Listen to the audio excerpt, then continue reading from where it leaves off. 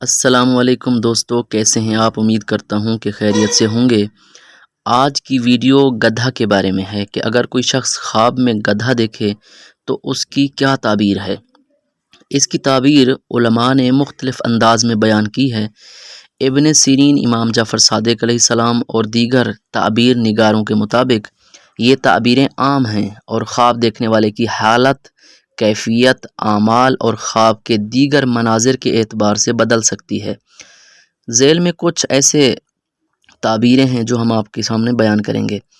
ابن سیرین کی جو تعبیر ہے وہ مندرجہ ذیل ہے۔ کہتے ہیں کہ خواب میں گدھا دیکھنا اس مشقت اور محنت کی دلیل ہے جو دیکھنے والا روزی کمانے کے لیے کرتا ہے۔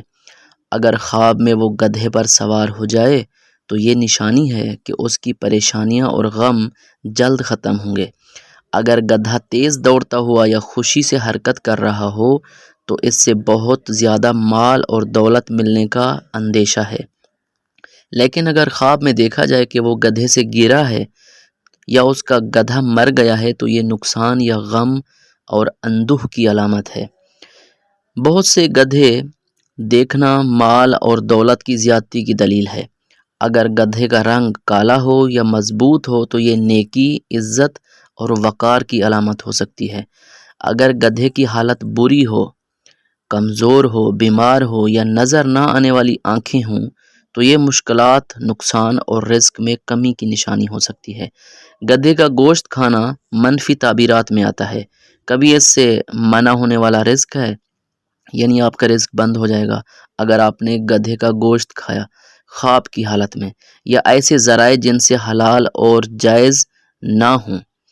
امام جعفر صادق علیہ السلام کے اقوال کے روشنی میں دیکھتے ہیں کہ وہ کیا فرماتے ہیں۔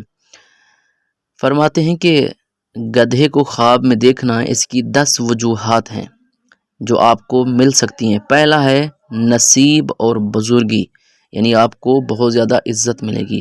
دوسرا ہے مسائل کا گزر جانا، یعنی آپ کے مسائل جلدی گزر جائیں گے۔